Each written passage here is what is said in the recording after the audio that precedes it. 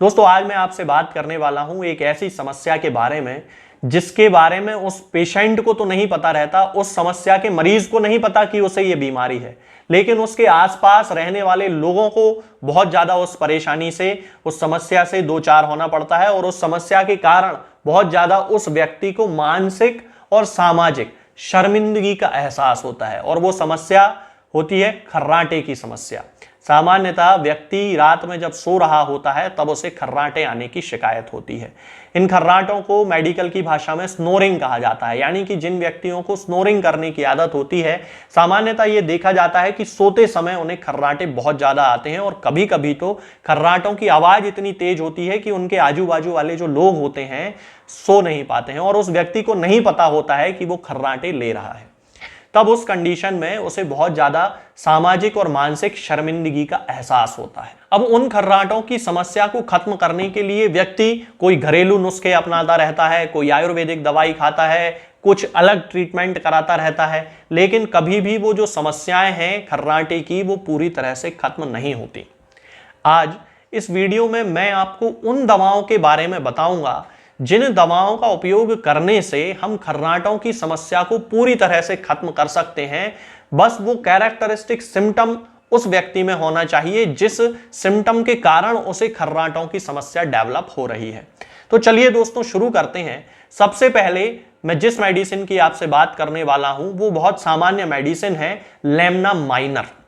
Lemna minor खर्राटों के लिए एक कैरेक्टरिस्टिक होम्योपैथिक मेडिसिन होती है उन लोगों में जिन लोगों को खर्राटे आने की समस्या नेजल पोलिप के कारण होती है। अब नेजल पोलिप यानी कि नाक के अंदर मांस बढ़ जाने की समस्या।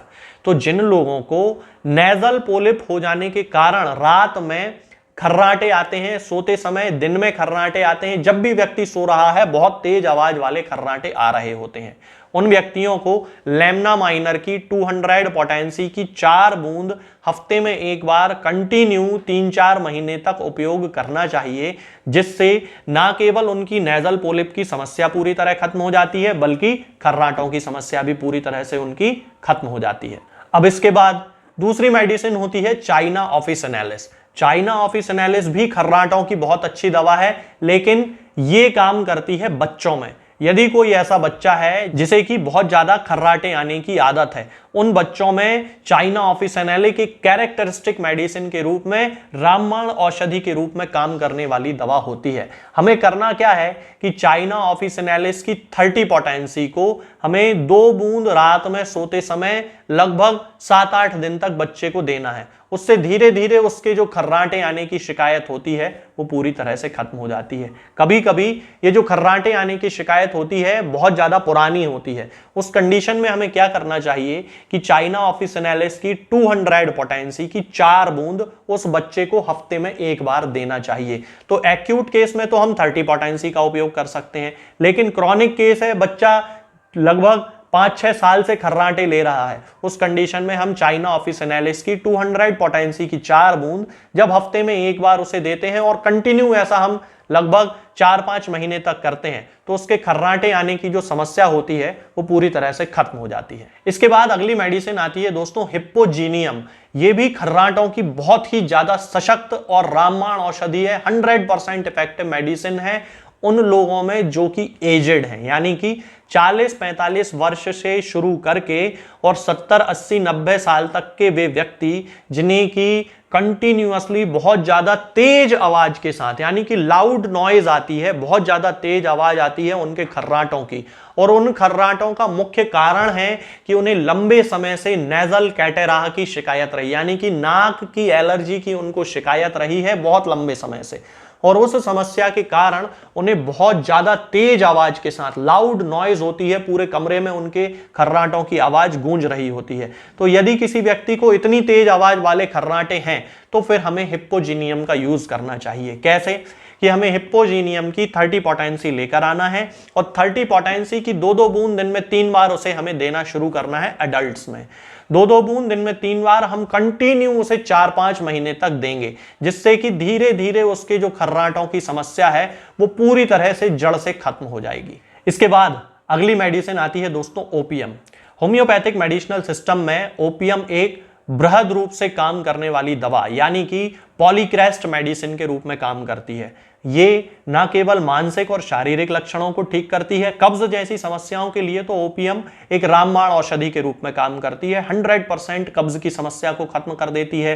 कोमा में यदि कोई पेशेंट है तो उनमें हम ओपियम का यूज करते हैं। एपिलेप्सी के केसेस में हम लोग ओपियम का यूज करते हैं। इसके साथ में ओपियम खर्राटों के लिए इस्तेमाल की जाने वाली भी सबसे ज्यादा सशक्त दवा है। ओपियम का उपयोग हम उन लोगों में करते हैं जिन्हें की बहुत ज्यादा खर्राटे आने की शिकायत होती है, उन्हें भी तेज आवाज वाले खर्राटे आ रहे होते हैं, लेकिन उनकी जो नींद है वो इतनी ज्यादा गहरी होती है जैसे वो व्यक्ति कोमा में हो, यानी कि उसे बार बार उठाने के बाद, हिलाने के बाद भी ओपियम का जो पेशेंट होता है वो उठता नहीं है और उसके जो खर्राटे हैं वो कंटिन्यू तेज आवाज वाले चलते रहते हैं। सामान्यतः ये देखा जाता है कि ऐसा जो व्यक्ति होता है मुंह खोलकर सोता है और मुंह और नाक दोनों से हवा का आदान प्रदान होता है और उस समस्या के कारण उसे खर्राटे आने की शिकायत होती है। तो ओपियम न केवल विभिन्न प्रकार के शारीरिक और मानसिक लक्षणों को ठीक करती है, कब्ज जैसी समस्याओं को ठीक करती है, बल्कि खर्राटों के लिए एक रामबाण औषधि के रूप में काम करने वाली 100% इफेक्टिव मेडिसिन होती है। ओपियम का हमें उपयोग कैसे करना है? ओपियम का उपयोग हम 200 पोटेंसी में करते हैं। सामान्यतः पोटेंसीज का जो निर्धारण किया जाता है वो अलग अलग लोगों में अलग अलग लक्षणों के आधार पर किया जाता है, लेकिन एक सामान्य व्यक्ति में जिसे खर्राटे आने की शिकायत है, ओपियम की 200 पोटेंसी की 4 बूंद हफ्ते में एक बार देना चाहिए, कंटिन्यू 6 महीने तक। धीरे धीरे उसके शारीरिक और मानसिक लक्षणों में परिवर्तन आने लगता है और उसकी जो खर्राटों की समस्या होती है वो पूरी तरह से खत्म हो जाती है। ये जो 4-5 दवाएं मैंने आपको बताई हैं दोस्तों, ये दवाएं हमें हमेशा खाली पेट उस व्यक्ति को देना चाहिए। होम्योपैथिक दवाओं को देते समय ये बात हमेशा ध्यान में रखनी चाहिए कि दवाएं हमेशा खाली पेट ही देना चाहिए, यानी कि या तो हम खाना खाने के आधे घंटे पहले दवाएं दे दें या फिर खाना खाने के 2-2.5 घंटे बाद, जब मुंह में किसी चीज का स्वाद ना हो। इस चीज का ध्यान हम रखना चाहिए हमें, और हम उस व्यक्ति को उस समय वो दवाएं दे सकते हैं। ज्यादातर जो दवाएं हैं वो या तो क्रॉनिक केस होता है तो हफ्ते में ही यूज की जाती हैं, और या फिर एक्यूट केस है जिसमें हमें 2-3 बार जब दवाएं देनी पड़ती हैं तब हमें इन चीजों का ध्यान रखना चाहिए। ये जो दवाएं हैं इनमें से सारी दवाएं होम्योपैथिक फार्मेसी पर ही आपको मिलेंगी, होम्योपैथिक मेडिकल स्टोर पे आपको मिल जाएंगी। आप इन्हें ऑनलाइन भी मंगा सकते हैं, आप कैसे भी इन्हें मंगा सकते हैं, लेकिन मैं केवल एक कंसल्टेंट फिजिशियन हूं, केवल प्रिस्क्रिप्शन देता हूं अपने पेशेंट को, ना ही किसी मरीज को कोई दवा बेचता हूं और ना ही भेजता हूं। और आजकल मैं ये बात अपने हर वीडियो में बताने लगा हूं, उसके पीछे कारण यही है कि लोग व्हाट्सएप पे मैसेज करते हैं कि हमें ये दवाई भेज दीजिए, ये दवा कितने की है। तो मैं आपको बताना चाहता हूं कि मैं केवल कंसल्टेशन का काम करता हूं, मेरी कोई फार्मेसी नहीं है। तो दवा से संबंधित जो भी आपको जानकारी चाहिए, कितने की आएगी, कहां मिलेगी, वो आप होम्योपैथिक फार्मेसी पे जो भी आपके नजदीक हो या तो वहां से मंगा लें या फिर आप ऑनलाइन फार्मेसी से कांटेक्ट कर लें। आज के इस वीडियो में दोस्तों फिलहाल इतना ही। आगे के वीडियोस में मैं आपसे बात करूंगा कुछ नई बीमारियों के बारे में और उनकी होम्योपैथिक दवाओं के बारे में। तब तक के लिए जय हिंद, जय भारत। दोस्तों, होम्योपैथिक दवाओं को खाने का सबसे अच्छा तरीका होता है कि हम हमेशा खाली पेट इन दवाओं को खाएं। जिन दवाओं को दिन में केवल एक बार खाना है, उन्हें सुबह खाली पेट खा लेना चाहिए, मुंह में अच्छे से कुल्ला करके, गार्गल्स करके मुंह को साफ कर लेना चाहिए, और उसके बाद हमें होम्योपैथिक दवाई खा लेना चाहिए।